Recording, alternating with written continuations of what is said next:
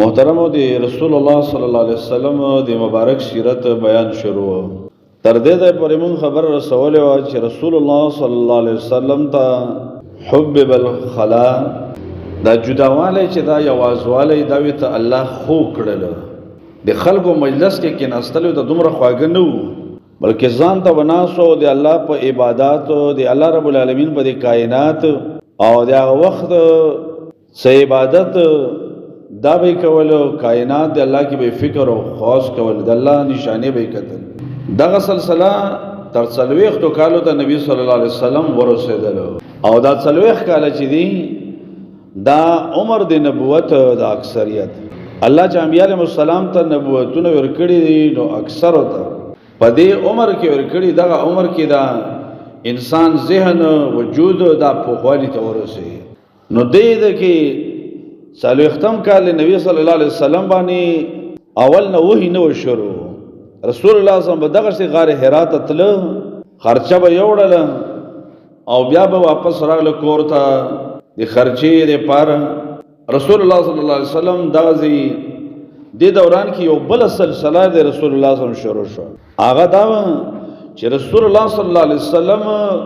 خوبونه لیدل شروع کړل او حدیث کې دی امام بخاری رحمه الله دا ذکر کړی ده د رسول الله صلی الله علیه وسلم خوبونه دا بڅنګ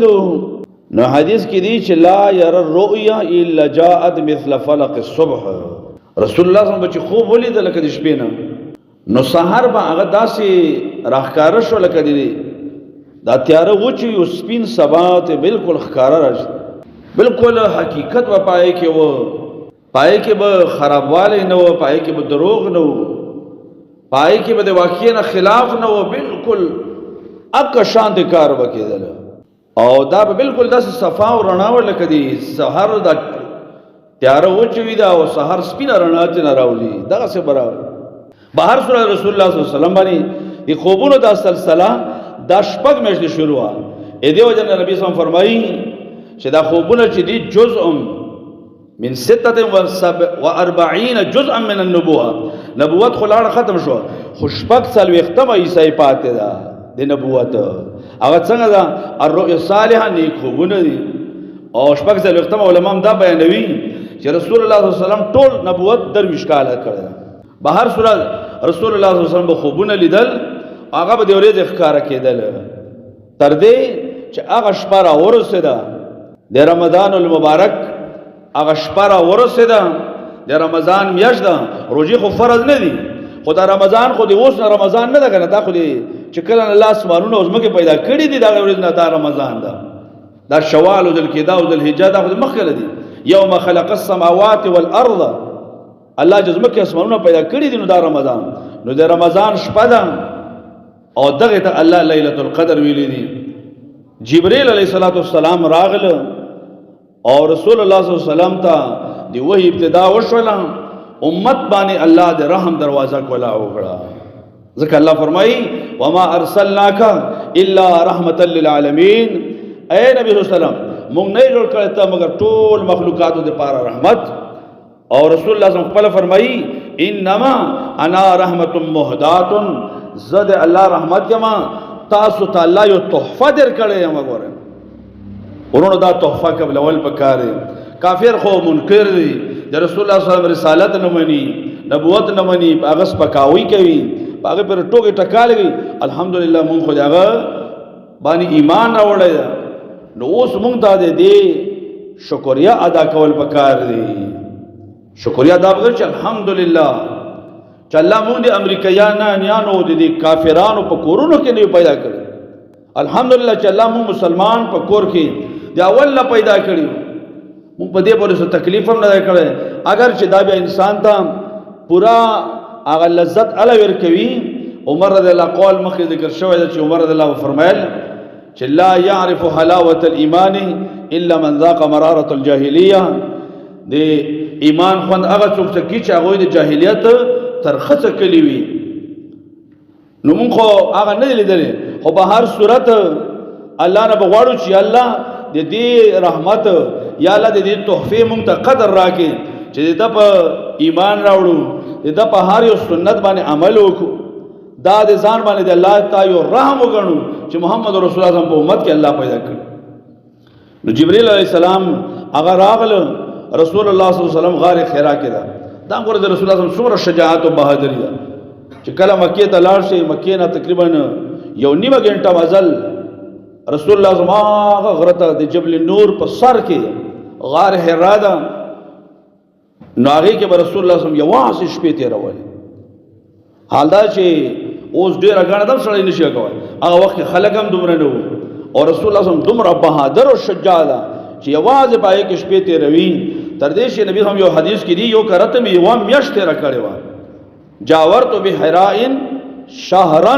نبی هم فرمایي یو کرته په غار حرا کې ما یو میاشت په یو مخ تیر کړي. نو په دا ځای کې نبی صلی الله علیه وسلم دا جبرئیل علیه السلام راغله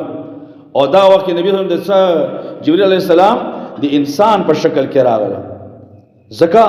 که په خپل شکل کې راغلی وای نو دا یره ده چې اسنه رسول الله صلی الله علیه وسلم د ډېر هیبت د وجه نه وفات نشي، ځکه داسې یوازې ځای وي او شپه وي او تا ته جبرئیل علیه السلام راښکاره شي نو تا به ټک به زړه به وچوي. نو جبرئیل علیه السلام اول کې د انسان په شکل کې راغله. رسول الله صلی الله علیه وسلم حیران شول چې په دې شپې باندې ځکه کله کله به مسکینان نبی صلی الله علیه وسلم ته راتلل، هغوی به څه خوراک اوغته رسول الله صلی الله علیه وسلم به ویل کړله. نو دا شپه ده او په دې شپې باندې یو اجنبي انسان راغله رسول الله صلی الله علیه وسلم سره ودرېده او رسول الله صلی الله علیه وسلم ته فرمایي اقرا ولولا. رسول الله صلی الله علیه وسلم حیران شو چې څه شی ولولم، او بلکې نبی صلی الله علیه وسلم ته وفرمایل ما انا بقارئ، زه خو لوستونکی نه یم. رسول الله صلی الله علیه وسلم هغه لوستونکی پړاوونکی او لیکونکی نه وګڼه، خو دا ورونو ویلې نه و. الله په یو ساعت کې رسول الله صلی الله علیه وسلم ته تمام لیکل لوستل دا ښودلی شول. خو دې کې یو ډېره لویه فلسفه هغه دا پرته وه چې کافرو به بیا دا خبره کولی چې مړه په خپله خبره ولیکي بیا مونږ ته وایي چې دا وحي راغلی. نو دا خبره د هغوی د خولې نه راوتلی نه شوه، الله بیا اول نه دا بند کړي. او د رسول الله صلی الله علیه وسلم دپاره لیکل لوستل نه دا یو کمال و. ما او تا دپاره ګوره دا کمال نه ده. به هر صورت نبی صلی الله علیه وسلم ته وفرمایل ما انا بقارئ، زه لوستونکی نه یم. نبی هم فرمایي چې بیا راته ووایي. په درېیم کرت ما بیا دا ورته ووایي چې ما انا بقارئ، زه خو لوستونکی نه یم. رسول الله فرمایي چې بیا رانه غېږ تاو کړه او ځان ته یې راجوخ کړه، زور یې راکړه. څومره زور؟ حتی بلغنا مني الجهد، تر دې نبی هم فرمایي چې ما ته تکلیف وشو، زور دومره خوږ شوم، بلکل دومره زور یې راکړل. او بیا ورته دا ایتونه ولوستل اقرأ باسم ربك الذي خلق خلق الإنسان من علق اقرأ وربك الأكرم الذي علم بالقلم علم الإنسان ما لم يعلم. دا پنځه آیتونه د سورة العلق دا الله رب العالمین د طرفنا جبرئیل علیه السلام راورسولو. او رسول الله فرمایي چې ما په دې زړه داسې ولیکلی شو لکه سړی یو قلم راواخلي او په تختۍ باندې په بورډ باندې په هغې ولیکي، ما په دې زړه باندې نبي فرمایي دغسې الله هغه ولیکلی شولو د الله د آیاتونه. او وروڼو دا پنځه آیتونه چې دي دا ډېر د کمال نه ډک دي. خو اول نه ابتدا د دې په څه باندې کېږي؟ اقرا ولولا، لوستل علم. اولینی ابتدا ګوره علم انسان به دا کوي، کوشش به کوي د خپل ځان متعلق د خپل اولاد متعلق به دا سوچ کوي چې ان شاء الله زه په دې باندې دیني علم کوم، پوهه به ورکوم، رڼا به ورکوم، ځکه علم چې دا رڼا ده. نو اول دی وحي ابتدا د اقرا نه ده چې ولولا، دې کې علم ته اشاره ده چې ګوره انسان کمال ته رسیږي نو دا په علم باندې رسیږي. انسان چې پورته کېږي صحیح دنیاوي کاروبار به هم کوي، کسب تجارت به هم کوي، نوکری به هم کوي، خو علم کوشش به کوي. ځکه انسان چې درجې ته کمال ته رسیږي نو دا په علم باندې علم به کوي. اقرا. او رسول الله صلی الله علیه وسلم ته موږ اولینی ابتدا د اقرا نه ده چې ته به لولې، کوشش به کوي. بیا د الله خوښه ده چې څومره علم انسان ته نصیب کېږي او څومره علم الله موږ ته راکوي، خو موږ به خپل کوشش هغه دې دپاره کوو. اولینی دا چې اقرا باسم ربک الذي خلق، انسان الله جوړ کړل. څنګه جوړ کړ؟ خلق الانسان من علق، انسان الله دې ټینګې شوی وینې نه، دا یوه درجه ده په انسان باندې راځي یو لوتړه ده د هغې نه الله رب العالمین جوړ کړه او دا چې دا لوتړه شي نو دا کلکوالی دې ته څه نه څه حاصل شي. دغسې دا زړه چې مضبوطېږي د هغې دپاره علم د قرآن الله باندې یقین جوړېږي. علم د قرآن د هغې دپاره ضروري ده. بیا الله فرمایي اقرأ وربک الاکرم، اتا رب عزتمند د هغه لوستل وکړه د هغه په نوم باندې. هغه الله ده علم بالقلم چې انسان ته په قلم باندې علم ورکړه. دا څومره څیزونه چې راوتي د قرآن نه په زراو کتابونه د حدیثو تفسیرونه د دې لپاره قلم استعمال شوی ده. قلم دا یو لویه ذریعه ده چې قلم تاثیر وي نو علم دا یو لویه ذریعه ده. په دې باندې دا کتابونه او تفسیرونه او بیانونه دا لیکل شي په قلم باندې. الله رب العالمین فرمایي علم الانسان ما لم يعلم، انسان ته الله پوهه ورکړه د هغه شي چې دا پته نه و. خاص کر رسول الله صلی الله علیه وسلم ته د وحی نه مخکې د دې شیانو هیڅ علم نه و او الله رب العالمین د وحی په ذریعہ باندې ډیر څه خبرداري ورکړو چې کله دا رسول الله صلی الله علیه وسلم فرمایي دا وې نو زه بیا را واپس شوم چې کله نبی صلی الله علیه وسلم د غره نه را کوز شول نو نبی صلی الله علیه وسلم فرمایي په دې وخت کې بیا ما جبرئیل علیه السلام دا خو د انسان په شکل و بیا په خپل شکل باندې جبرئیل علیه السلام ولید. څنګه و 600 جناح شپږ سوه وزرې وې د جبرئیل علیه السلام وسدل افق دا د اسمان دا غاړې چې دا ټول کنارې دا په باندې پټې وې. یو جبرئیل علیه السلام دومره غټ بدن ځکه دومره قوي ملک ده چې یو ملک ده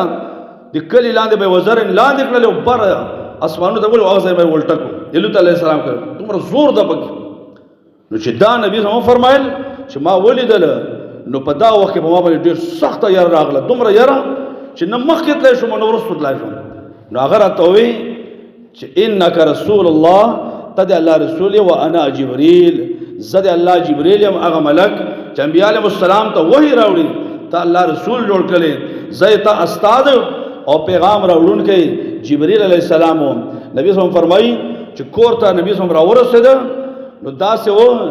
چې یرجف فؤاده دا سړی ټول درځېدل. او یو روایت کې دي ترجف بواد ترجف و بوادرو د شاته د انسان دا غوښه چې انسان باندې راشي دا غوښه ټوله رپېږي. دا شاته غوښه د رسول الله صلی الله علیه وسلم داسې رپېدله سخته یخني به باندې راغله. او خدیجه رضی الله ته وی زملونی زملونی خدیجه ما باندې کمبل راوچې سخته یخني ده را باندې. او یو روایت کې دثرونی ما پټ کا بس صادر وغیرہ کې پټ کې عائشہ خدیجه رضی الله باندې کمبل واچو تر دې چې ته روب هغه سخت یرا او hebat هغه ته نه لاړو او دغه کمبل اچون کې د وجنا چې زملونی نبی صلی الله علیه وسلم دثرونی قران کې الله رب العالمین ته خطاب کړی یا ایها المزمل یا ایها المدثر قم فانذر اے په کمبل کې پټې دونه پورته شه قم فانذر وربك فكبر. تا باندې اوس ډېره لویه غټه ذمہواري راغله تا باندې اوس آرام به نه کوي کمبلو کې به اوس نه پټېږي. ربک فکبر د خپل رب لوی بیان کا خلق د رب نه باغی دي په بل طرف باندې روان دي ته خلقو ته د الله بړی د الله لوی بیان کا. نو دې دې پورې نبی صلی الله علیه وسلم کوم یروا هغه لاړله او خدیجه رضی الله عنها د تر زوی ورقه بن نوفل هغه یو لوی عالم و او ډېر پوه انسان و. هغه تب دین بعد خدیجه رضی الله بوزي او دام ډېر اهم ملاقات و دی هغه سره او ډېر اهم سيزونه وته په هغه ته ذکر کیږي ان شاء الله دی الله په توفیق سره هغه باندې جمعه کې بیانو بتوفیق الله تعالی. اقول قولي هذا واستغفر الله لي ولكم ولسائر المؤمنين.